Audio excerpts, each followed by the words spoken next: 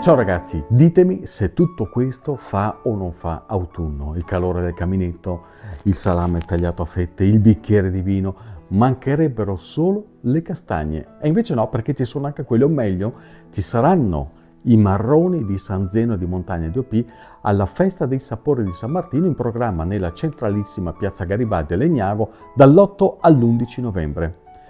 Lì verranno celebrati i sapori tipici del territorio, tra cui spicca la stortina, che viene amabilmente definita come il salame dei nonni, il salume dei nonni. Perché?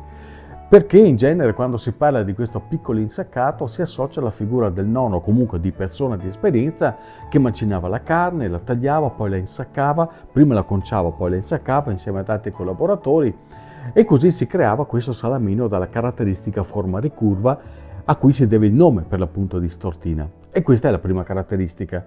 La seconda invece è quella legata alla conservazione, perché questo salamino, con questa forma arcuata, veniva messo all'interno di recipienti in coccio di terracotta o comunque altro materiale per permetterne la lunga conservazione. E in che modo?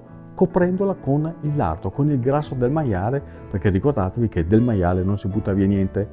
Facendo in questo modo il salamino poteva rimanere buono, poteva rimanere consumabile, soprattutto anche dopo diversi mesi. Si riusciva a svernare e arrivare addirittura anche all'estate successiva, quindi una risorsa energetica alimentare fondamentale per le famiglie contadine di un tempo.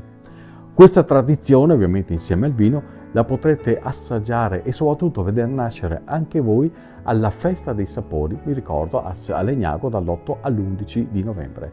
E lì vedrete sì il bicchiere di vino, vedrete il calore di una manifestazione in cui alcuni produttori saranno là ad attendervi con il movimento rotatorio.